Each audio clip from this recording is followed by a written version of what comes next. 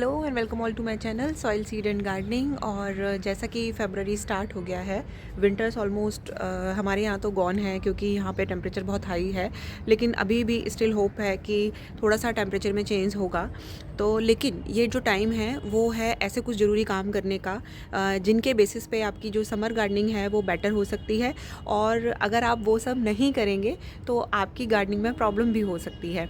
तो अभी जो फरवरी के 2 हफ्ते हैं इसमें अपनी कमर कस लीजिए, क्योंकि गार्डन के जितने भी काम हैं वो आपको इन्हीं 2 हफ्तों में निपटाने हैं।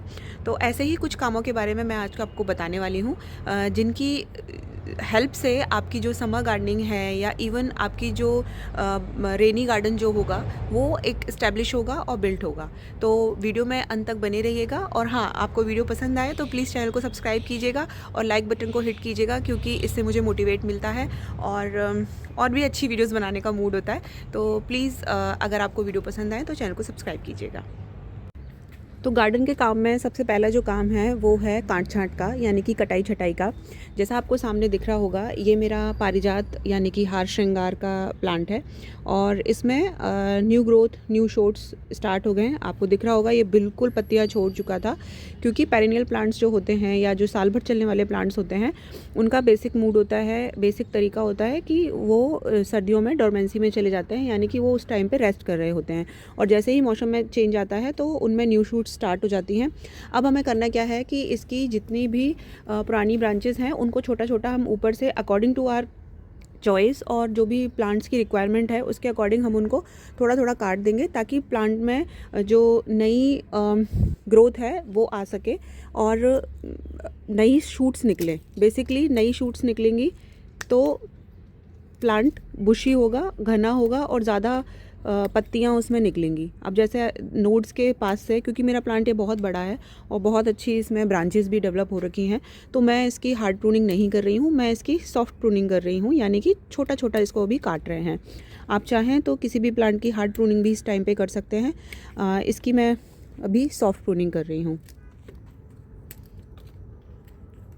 बस ध्यान रखना है, जो भी नई नई ग्रोथ जो दिख रही है उनको आप छोड़ दीजिए। और अगर आपको लग रहा है कि नहीं ये जो है वो नेसेसरी अभी आपके प्लांट की शेप एंड साइज़ के अकॉर्डिंग नहीं है, तो आप उनको भी कट कर सकते हैं। जो जितनी भी सूखी सूखी हैं, ये देखिए इसमें सीड भी लगा हुआ है, बीज भी लगा हुआ है, तो ये भी आप कलेक्ट कर लीजिए। इनको भी आप अभी डाल सकते हैं। और कुछ ही हफ्तों में इसका रिज़ल्ट देखने लायक होगा। मैं आपके साथ वो भी शेयर करूँगी कि कटिंग और प्रूनिंग से क्या फ़ायदा होता है पौधों में।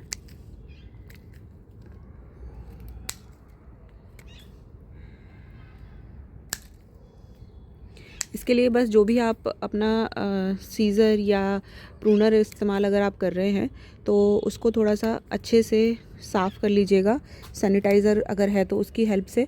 तो आपके पौधों में डाईबैक की प्रॉब्लम नहीं होती है, यानी कि कटने के बाद में मरने के चांसेस नहीं होते हैं। और जितनी भी मोटी वाली जो ब्रांचेस अगर आपकी निकल रही हैं तो आप उनको इस टाइम पे लगा भी सकते हैं। अभी जैसे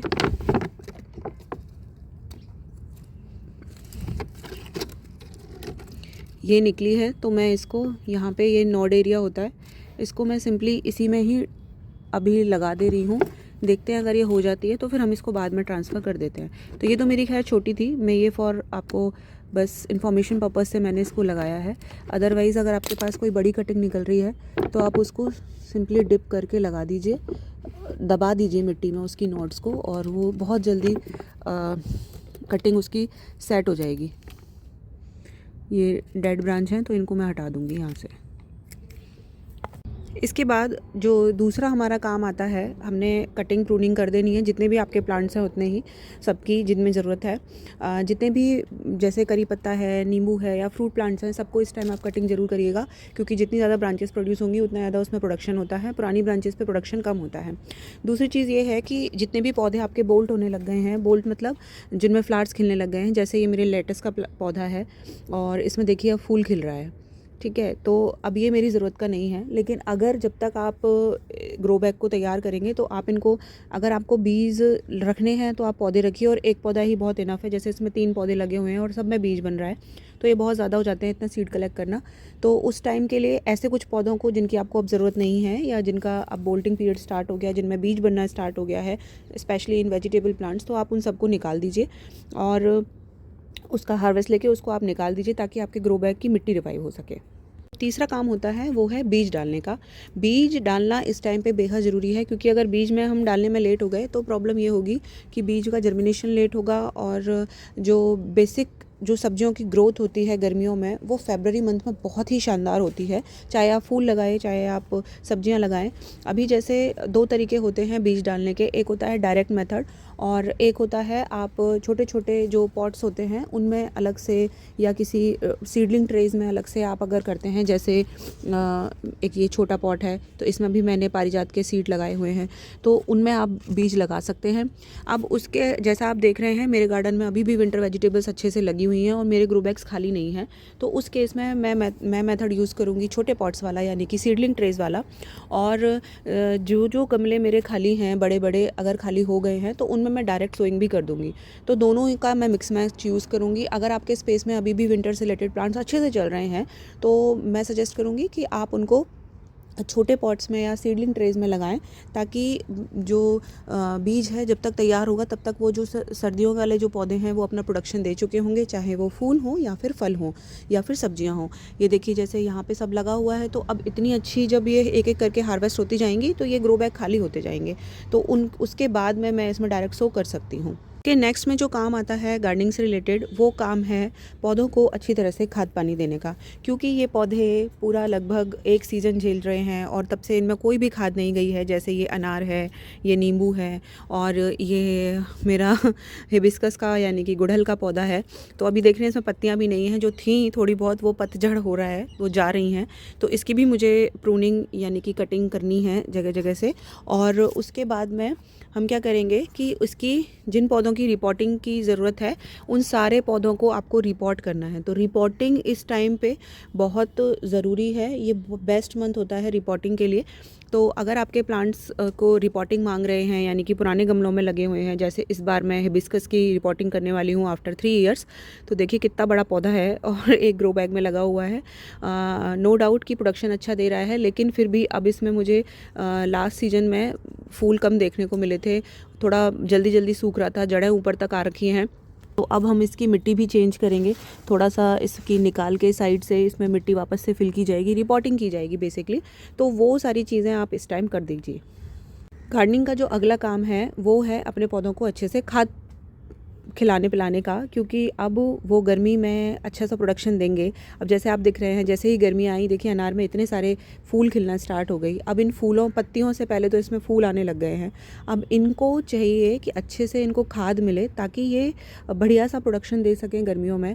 तो इसके लिए फर्टिलाइज़र जितने भी साल भर चलने वाले पौधे हैं, उन सबको तो स्पेशली इस टाइम पे अच्छे से खाद दीजिए। चाहे वो गोबर की खाद हो, चाहे वर्मी कंपोस्ट हो, या फिर किचन वेस्ट कंपोस्ट हो, या सब इन सबको मिला के थोड़ा सा नीम खली भी इसमें डाल दीजिए, ताकि पौधे कीड़े से बचे रहें। तो ये चीज़ें आपको विशेष ध्यान रखनी है कि ये काम आपको ज़रूर करना है। नेक्स्ट जो गार्डन का काम आता है, जो आपको इस सीज़न में या इस मंथ में कर लेना है, वो है जितने भी पौधे आपके थे जो विंटर्स में फ्लावर दे रहे थे। जैसे ये मेरा डहेलिया है और अब इसमें कोई भी अच्छे से बर्ड्स नहीं बन रही हैं, तो इनके बल्ब्स प्रिजर्व करने होते हैं। तो उसके लिए तैयारी कर लीजिए, पौधों को खिलाइए अभी मत। जैसे अब ये थोड़े सूख जाएंगे, उसके बाद में इसमें से बल्ब निकाल लिए जाएंगे, या फिर इन्हीं पॉट्स में आप छोड़ सकते हैं। जैसे कि गुलदाउदी है, तो गुलदाउदी में इस टाइम पे देखिए बर्ड्स तो काफ़ी दोबारा से आने लगी हैं। तो अभी इसकी आप कटिंग भी लगा के रख सकते हैं फॉर नेक्स्ट सीजन। इसको सेव करके रख सकते हैं, ताकि अगले साल ये पौधा आपका बचा रहे। तो जो पौधे इस साल अब फूल नहीं देंगे, उन सारे पौधों की आप कटिंग लगा लीजिए जो बच सकते हैं नेक्स्ट ईयर के लिए। या फिर आप जो बल्बस प्लांट हैं जिनमें बल्ब बनते हैं, जैसे डहेलिया हुआ, इन सबको आप बल्ब से जो है डिवाइड करेंगे नेक्स्ट ईयर। तो इनको भी ये चीज़ें आपको ध्यान रखनी है, उनको आप प्रिजर्व या इकट्ठा करना स्टार्ट कर दीजिए। गार्डन के जो नेक्स्ट काम होता है इस मंथ में करने लायक वो है कटिंग लगाने का।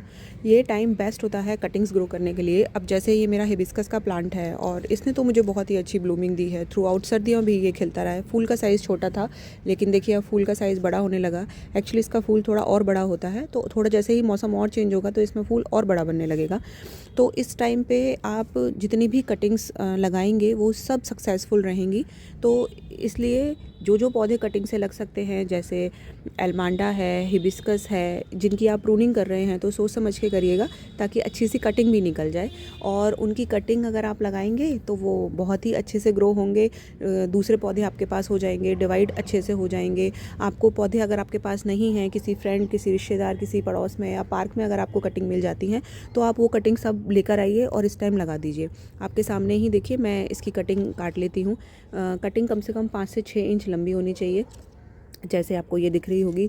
दूसरा चीज़, उसमें नोड्स होने चाहिए। नोड्स मतलब जो गांठें दिखाई देती हैं इस तरीके की। तो अब मैं इसको देखिए यहाँ से मैंने इसको काटा, शार्प कट होना चाहिए।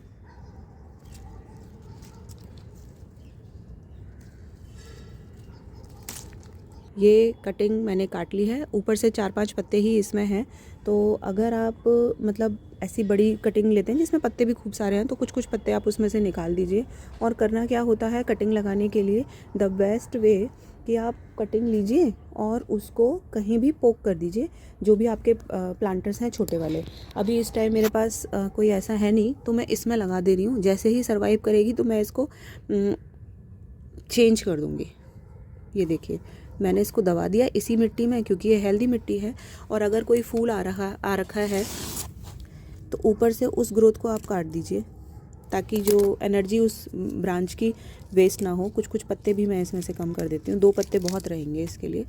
तो इस तरीके से आप कटिंग भी इस टाइम पे लगा सकते हैं।